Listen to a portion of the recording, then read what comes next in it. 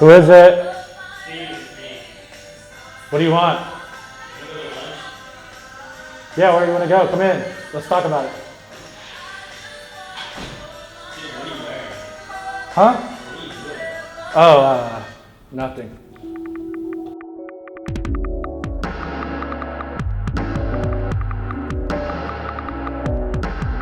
Welcome back to the second episode of the Modern Marketer Podcast. I'm your host, Stephen Newland. I'm the founder and CEO of Synergy Creative Group. We're a top 5 award-winning marketing, public relations, and web design firm. Just diving in now, we're going to just talk about a quick overview of what I'm going to be talking about today. Today's topics are, we're going to do a quick recap of what is modern marketing, just quickly redefining that for you new viewers out there. I'm going to give you another quick example of what experience marketing is. We talked about that a little bit in the last podcast, but I'm also going to give you 3 new practical tips to take away from that. And holiday season is in full swing, so we're going to talk about 3 holiday marketing tips you can deploy if you're not currently already using these tactics. And then we'll wrap up with some question and answers from Twitter. All right, diving in, what is modern marketing? First, we need to define what is marketing, and then we can define what is modern marketing. So just to recap from last time, Webster's Dictionary defines marketing as the activities that are involved in making people aware of a company's products or services. But I'm of the theory that marketing is so much more than just storytelling or running campaigns as you're taught textbook, or branding. There was a famous author, I believe it was Thomas Pink, that said the end goal of marketing is to produce sales, to produce a customer. And so if we don't understand marketing behaviors and tactics and strategy to get the end result that we desire, new customers, leads, etc., then what value is your marketing program? So it's really a deeper level understanding of getting the behavior that you want. For instance, if you're a marketer or a small business doing your own marketing, if you're not getting the behaviors you want, which is obviously increased sales, more foot traffic, or if it's online, increased average transaction value, things like that, then what value are your marketing tactics actually providing? My theory on marketing is taking a 21st century approach, not just doing the old campaign style of marketing that has been taught for decades since the Mad Men era. Moving on, why do I think experience marketing is the future? We kind of talked about this in the last podcast, so I won't harp on it. But since then, I have thought of another good recent example of experience marketing. So just to recap for you new viewers out there, experience marketing is really just engaging your customers with your product or service and allowing them to actually experience that. I know that sounds kind of elementary, but you really want to utilize as many of their senses as possible and just kind of give them that wow service to where they can't help but brag about it or write a review or tell their friends about it. And if you didn't wow them, then you have already lost them as being a brand advocate that's really going to be a champion for your brand. So the most recent example that came to mind since the last podcast was the Ice Bucket Challenge. ALS originally just targeted that thing and they're going to reach a few hundred or just a few thousand people just to generate really just a few $1,000s in extra donations. And as you know, it probably filled up your Facebook and Twitter timeline feed for almost a month. It went worldwide. Millions and millions of people saw it and participated and donated in that. So it really just blew up. So just really think about creating an experience. You don't have to have a big marketing budget, but you just have to have creativity. All right, so I want to give you 3 practical steps that you can implement in your experience marketing program. Number 1 is to create something shareable via social media.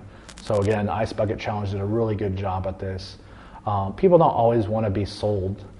They don't want to hear your sales pitch daily. So think about what would one of your fans want, what would make them retweet or share or to like or to comment, all these behaviors that we want. So answer that question first internally and then use that for your content posting strategy. Number 2, be human. We're all humans. We don't always want to be sold. A lot of times we're really a skeptical society. We're always being sold. We're always skeptical of what people are promising, so we're always doing research online and things like that. But be human. Don't always just be talking about your business. You may have heard of the 80-20 rule. And applying the 80-20 rule, you should always be a part of your social media strategy. It simply comes down to this. 20% of your content should be used to promote your brand, and roughly 80% of your content should be used about interest that your audience has to really engage them in deeper level conversations and really to build a relationship. Just like if you were in a dating or marriage relationship, you don't marry the person right when you meet them, unless you met in Vegas maybe, but you really take time to get to know that person and see if you have similar interests and similar values and things like that. So it's the same thing, talk about the local sports team or the local weather, and then don't just broadcast, but engage, have a conversation, reply back on their personal Facebook or Twitter comments. If they comment back, say, thanks, you're a Rockstar customer, give them that wow experience, just like you would have in a real world relationship.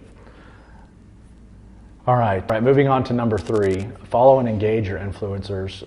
So we talked about, being social with them and commenting, on their statuses and commenting on their posts to your posts.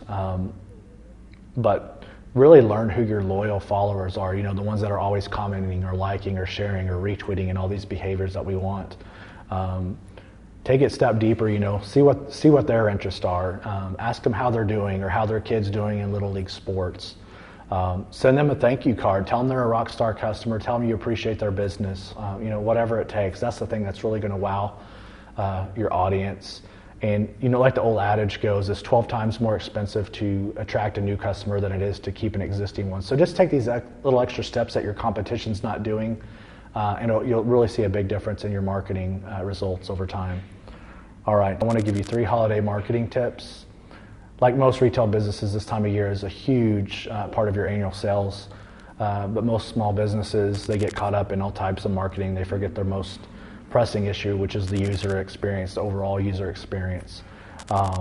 So you really need to spend more time focusing on how your customers and especially your potential customers use your website and social media channels.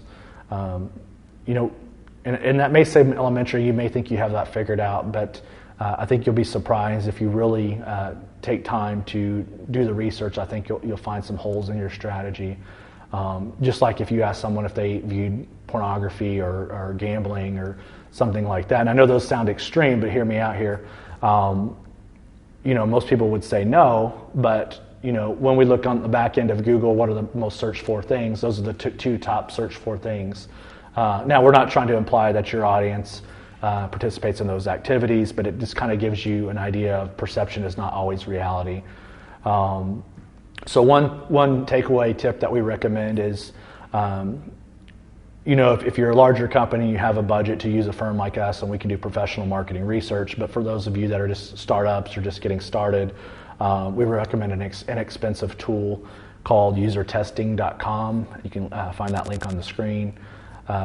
But basically, this site, you can get real videos of people giving feedback of your website in real time as they view it. It's highly valuable. You can see what they liked, what they didn't like, where you can improve.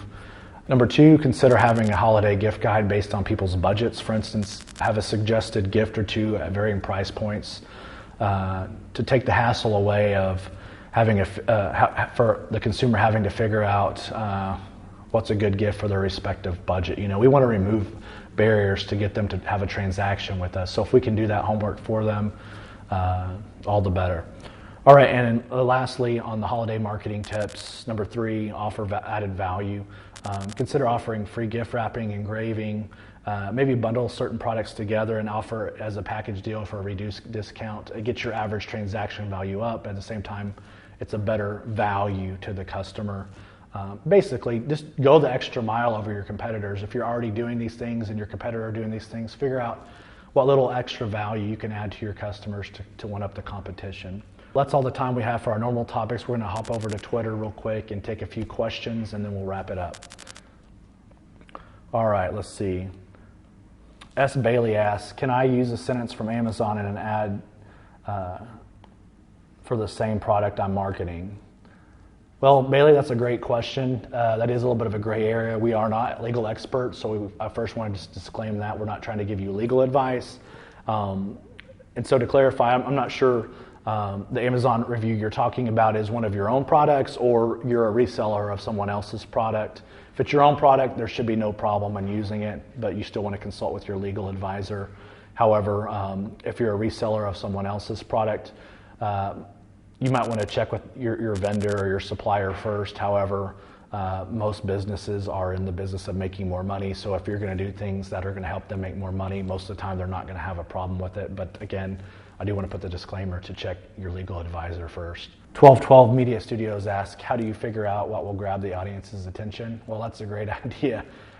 Ultimately, that's your job. There are numerous strategies you could deploy. You might need to do some market research, do an anonymous survey to your audience, ask them questions that you need answered, giving them either an open-ended opportunity to answer how they see fit or give them multiple choice options.